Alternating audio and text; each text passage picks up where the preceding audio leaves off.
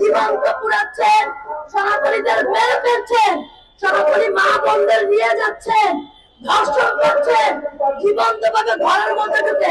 আমরা কিন্তু বর্তমানে ইউনূস সরকার গণের দ্বারা আমরা কোনো অবস্থাতেই নিরাপত্তা পাচ্ছি না।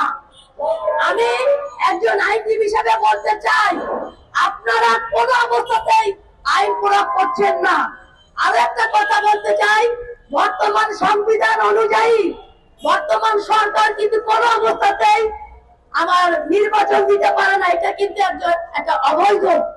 তারপরও বলতে চাই, আপনারা যদি আমাদের কোনো অবস্থাতেই নিরাপত্তা না দেন, আমরা কোন সনাতনী সম্প্রদায় ভোট দিব না।